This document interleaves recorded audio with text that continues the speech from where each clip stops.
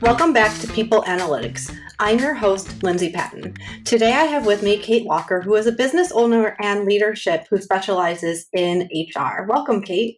Hi, Lindsay. Good to be here. Thanks for coming on the show. So we're all about the why. So what is your why? Why do you do what you do? That is an amazing question to kick off with. Why? At this point in my career, I think I've always been service oriented, but at this point in my career, my why is taking all of my knowledge, all of my wisdom, all of my learnings, all of the things in my career I've seen behind the curtain, kind of, in the C-suite behind closed doors, taking all of that information and sharing it with people, letting them know the answers to their questions or burning questions. Why does this happen? How do I get this result in a job? So I probably have those answers. So those are things I want to share. I want to help people by way of now my wisdom, my experience, my learnings, and my mistakes as well. Yeah. So tell me a little bit about, owning your mistakes and learning from them and why mistakes are important now that we're on the topic. Yes. Well, it's interesting. And I write a little bit about this in my book, which I know we'll talk about later, but I grew up playing competitive tennis. And when you're a tennis player, or maybe any athlete for that matter, it's all about winning. You got to win. And if you lose, that's not a good thing. Losing is bad, or at least that's what I grew to understand, is losing was bad. I didn't like to lose. I like to win.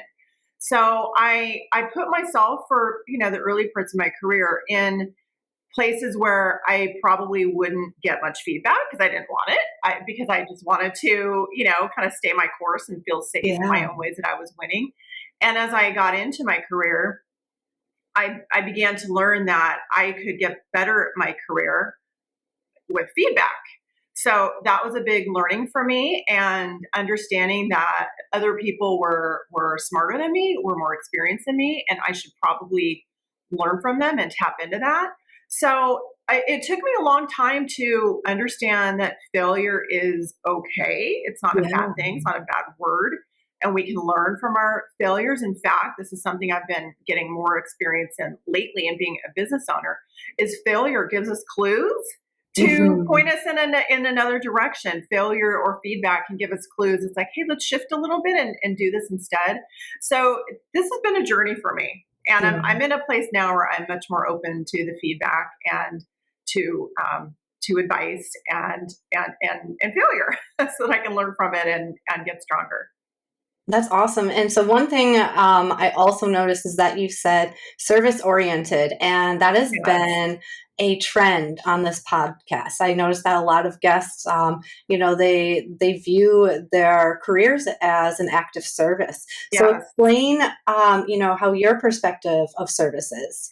Well, as you know, I've been working in human resources now for 2 decades. And in getting into that career, it's all about service, because you've got many people coming over to the HR department. If you're not coming to the HR department, you should. And that's another tip, is that we have a lot of insider information to give. But coming to HR, and we're servicing people, we're helping people. And people coming to HR have small questions or have really large life impacting questions. We're talking about their career, we're talking about their life, we're talking about their compensation, we're talking about maybe they're taking a job with the company and they've got to move cross country. The questions that come into an HR department are endless. And I loved it. I really loved when someone felt like they had been successfully helped, or the family got the information that they needed, or they got some information or advice that would help them in their career. It just lit me up. It was very satisfying. And I never envisioned a career in human resources. Like, I didn't even know what that was until I came into a temp job in the HR department. I did not even remotely know what it was. And when I came into it, actually, when I took this first temp job, I thought, well, this sounds like a horrible place to be, HR, human resources. But when I got into this temp job, I thought, whoa, this is really, really interesting. And I liked how on the HR team, you were interacting with all the different people at the company. You weren't just kind of not isolated, but maybe, just with the team and a little more kind of off to the side. So I really liked how it was working cross-functionally with many teams, many departments, many people, and helping them. And that just, I felt like when I stumbled into this temp job, I'm like, oh, I'm onto something. Now I just want to get into an industry that feels more creative for me. I like creative industry. So if I can match creative industry with helping people, that's going to be a really fun formula for me. So that's been my career path to being in service. Yeah, wow. Another trend I've noticed on the show is that a lot of guests fall into HR on accident. They don't really Okay. set out. And I have a theory that I want to run by you. Okay. I think it's because there is a cultural stigma for the industry as itself. And then once you Yeah. get a little bit of the foot in the door, you find out it's, it's not like that at all. Yeah. So what are Yeah. your thoughts? That's a really amazing question. And as I just mentioned, even when I got into human resources, I thought, well, I don't know about this. This sounds really like a horrible place to be. But I think there are a lot of different dependent factors. I think it depends on who the leadership is on the team or who you're working with, because I think that a really incredible leader can and I've worked with really incredible leaders on my path. I've been very fortunate who have taught me and inspired me and trained me. And I think that once you get into human resources, you learn that there are many different important functional areas. You've got, compensation specialists, which is so important, or recruiters, which is so important. The area that I typically fell into in my career was human resources business partner. And as a business partner, you're very, very customer service oriented. You're really out on the front lines with leaders and teams, and you're helping them, you're collaborating with them. So I found many areas of human resources to be very juicy and Yeah. exciting. And when I run into people who are in college and pursuing a human resources path, I think, oh my gosh, really? That's cool. Or people that are going out to get additional education in human resources. So I'm lit up when people want to go and pursue it proactively versus kind of falling into it. So I think that I feel like the industry is shifting a little bit in that you do see HR as a partner. And I think that that's so important. I know I want to be seen as a partner when I'm in this work. I don't want to be seen as the HR police. Yeah. I think you and I talked about in an earlier conversation.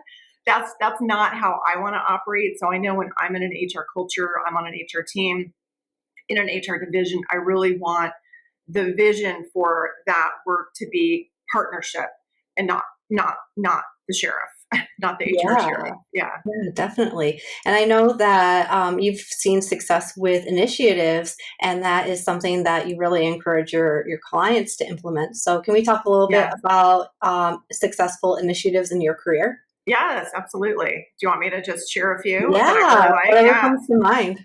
I think that some of my most fruitful, I guess, engagements are really in working with teams. I think that there's so much good work to be done with leaders and their teams, and I've done a lot of that work, different team engagement type of work.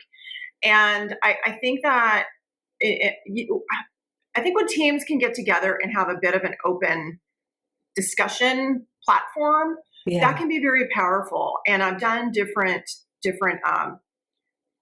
exercises with different teams about, for example, a SWOT analysis, strengths, weaknesses, opportunities, threats, where we might have an issue at hand and we put the topic up on a board, either in person or virtually, and go around the room and talk about what are the strengths here? What are the threats? What are the opportunities? I think it's so powerful to get everybody's feedback and perspective, because people like to share their perspective. People like to be involved in these kinds of conversations, and then they can also be part of the solution. Yeah. I think that these different kinds of engagements show themes, emerging themes, what's on people's minds. And I think when you take themes, there are some things that you can act on immediately, like, oh, these are things that we can fix right away. Okay, these are easy fixes. Okay, these fixes are possible, but might take a little bit longer due to bandwidth or resources or money. So it just reveals so much when a team gets together to have these kinds of conversations. So that is the type of work that I really love, because it is like tangible, impactful, actionable work. But you've got to make the time to do it. I know leaders, I work with a lot of leaders. It's like, that's a great idea. I love the concept. I'm a little busy, maybe in 6 months. So there's certainly no time like the present to get into these kinds of conversations, but certainly, even in the future is a good time. Anytime is a good time to have teamwork.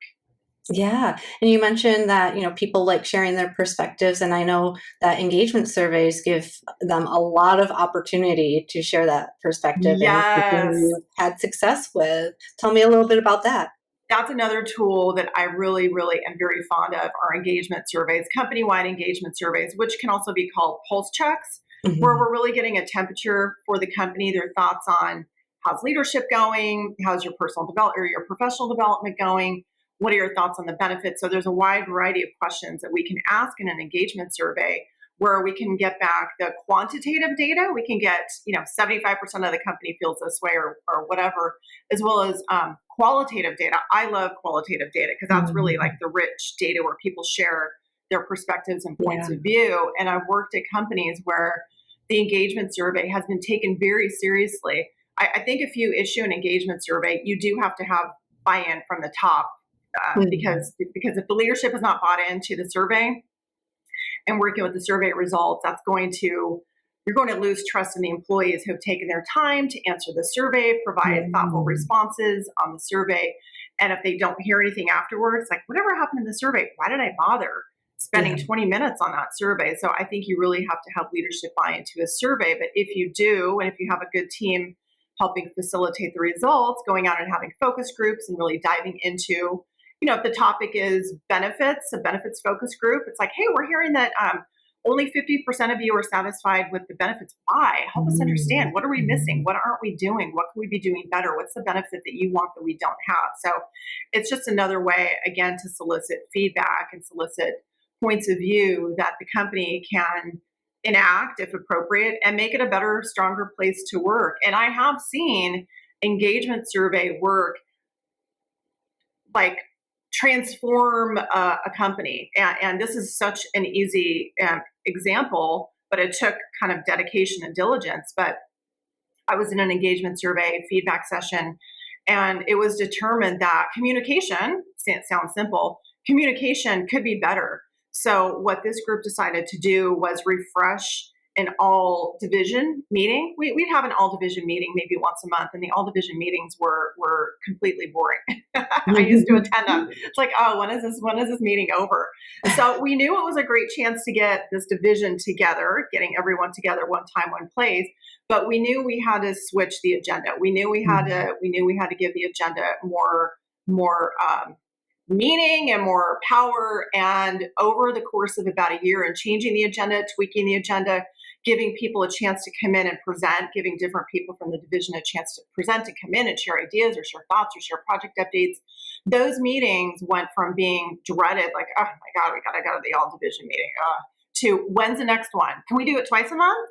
So and this is from engagement survey feedback Wow. that we took, and we built a new program and fine tuned, and the feedback was very, very incredible.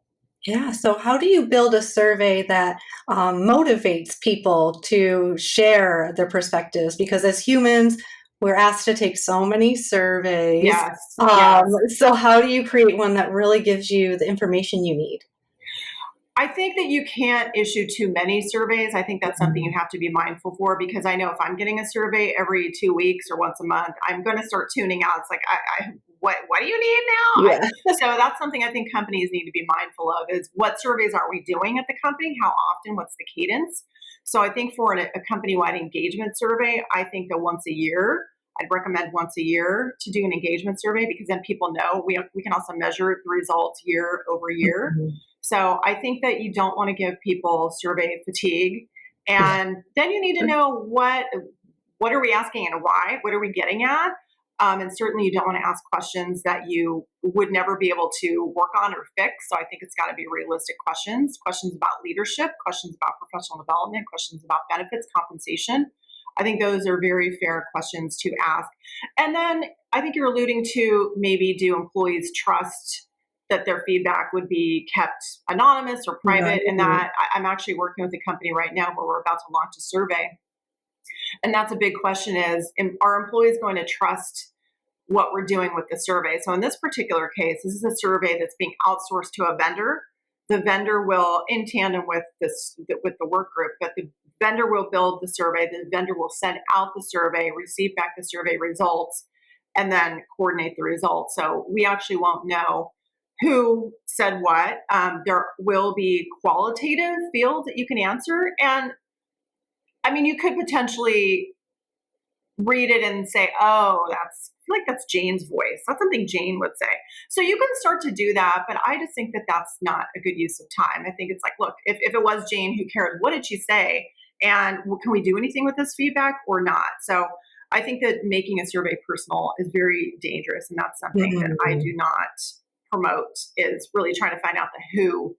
That's not fruitful. It's like, get the feedback. Who cares who said it? Can we fix it? Yeah, absolutely. And so I know you work with a lot of C-suite leaders on how to implement things that, come from surveys. So Yeah. how do you brainstorm and, how do you advocate for the survey, for the employees based on survey responses?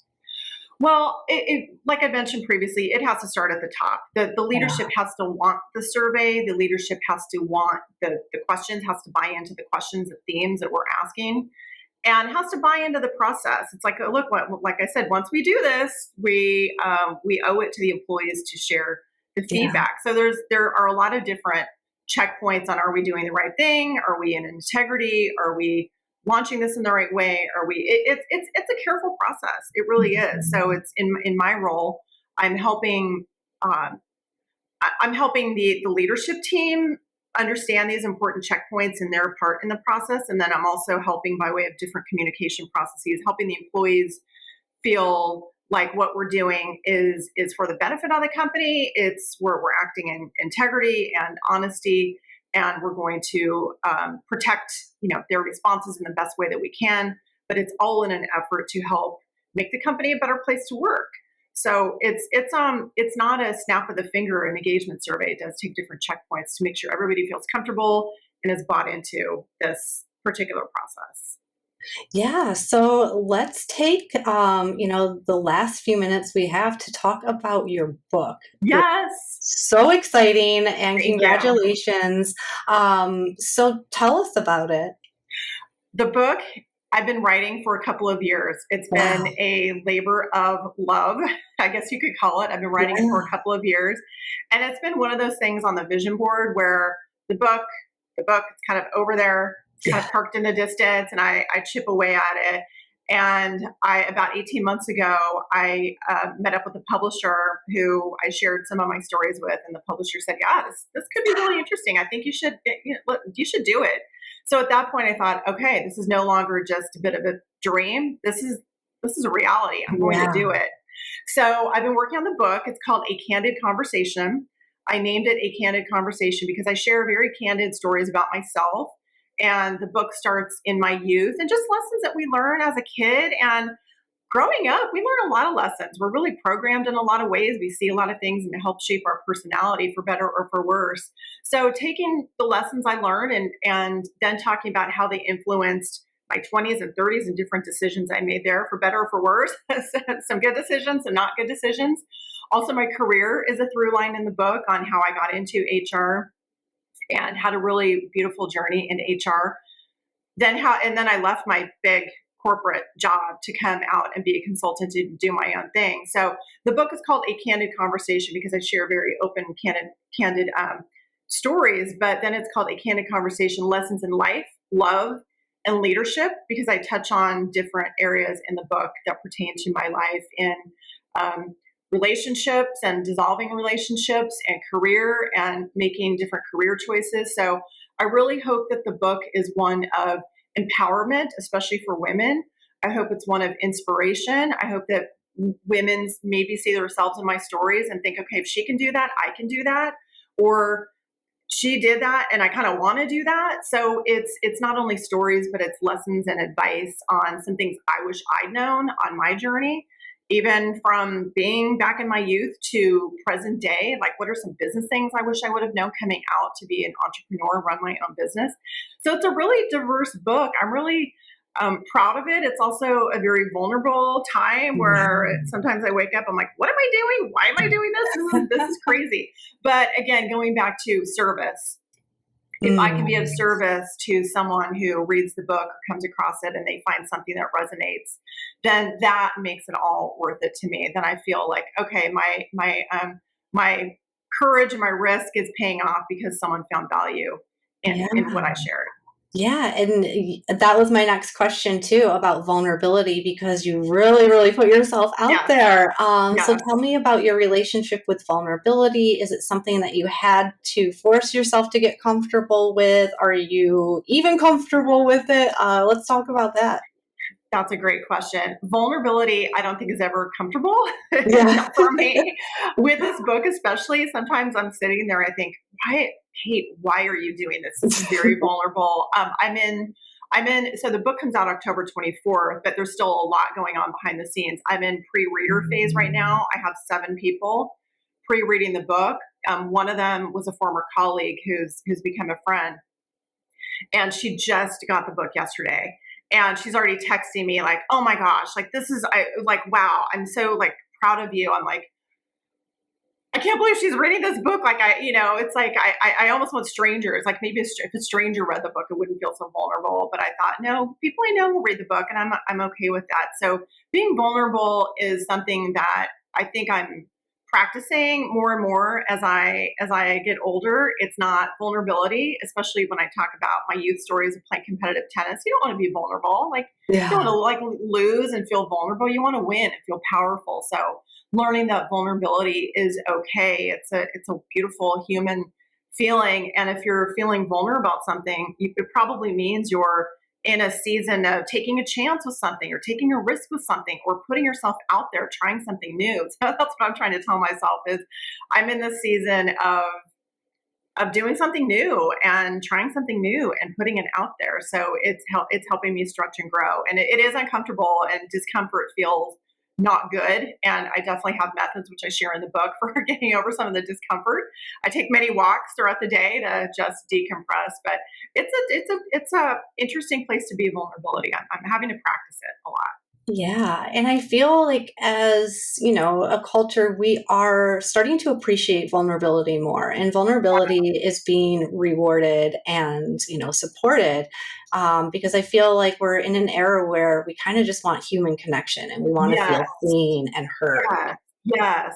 It seems like people, online, social media, or other places, authors, speakers who share those stories of vulnerability it resonates. I think Yeah. it resonates with us as humans. Like, wow, those are interesting stories. I'm actually attracted to reading biographies and stories of people and their journey. That's something that I'm really drawn to. So those are, I can appreciate it. I think it is very powerful. Yeah. So the book details are very important. You said October 24th is the release. What else does Yeah. everyone need to know about your book? Oh, thank you. Okay, so again, I'm Kate Walker. The book is called A Candid Conversation, Lessons in Life, Love, and Leadership. It will be out on October 24th. It's coming out on Amazon.com. If you want to get on my email list to learn more about the book or get some insider information before it comes out, my website is katewalker.com. And I'm not doing a pre-release of the book. We wanted to build momentum and just have everyone be super excited on October 24th and go on Amazon and give the Amazon algorithm a really good, nice workout on the 24th and afterward. And hopefully, if the stories sound interesting to you, you would want to buy the book and check it out and share with a friend.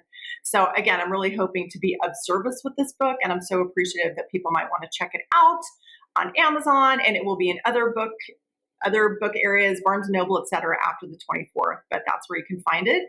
And again, the website, katewalker.com, if you want a little more information on behind the scenes book news, you can on my list. Amazing. Thank you for sharing. So we are almost a month away from release. How are you feeling? I'm feeling like I'm being launched out of a cannon, for lack of a better word.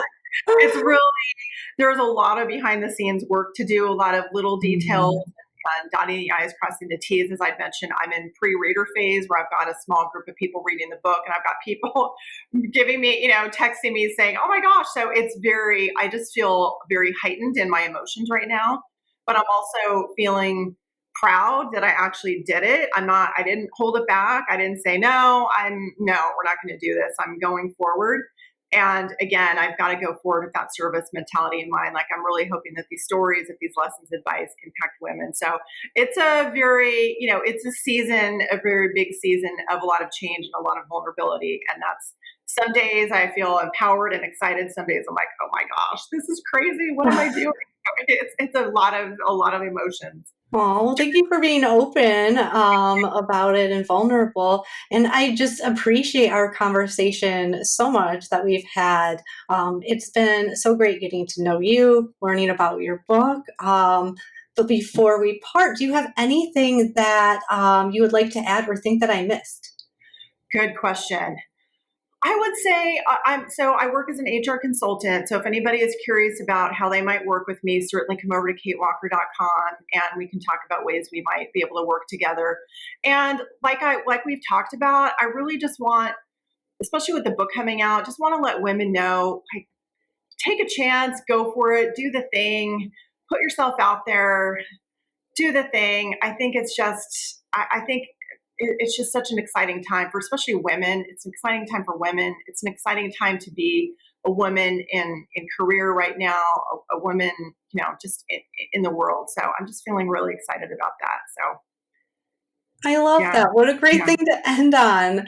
Well, if you or anyone you know is like Kate and wants to live a service-led life, email me, Lindsay at StaffGeek.com. Thank you for listening. Thank you for listening to StaffGeek's People Analytics Podcast. I'm your host, Lindsay Patton, and I'm always looking to interview leaders who put people first. If you or someone you know lead with a people-first mindset, please email me at lindsay@staffgeek.com. That's LINDSAY at staffgeek.com. If you want to take things a step deeper and understand your organization's true culture DNA, I encourage you to take StaffGeek's free culture assessment. Just head to staffgeek.com and click the button that says Free Culture Assessment. Thanks again for listening.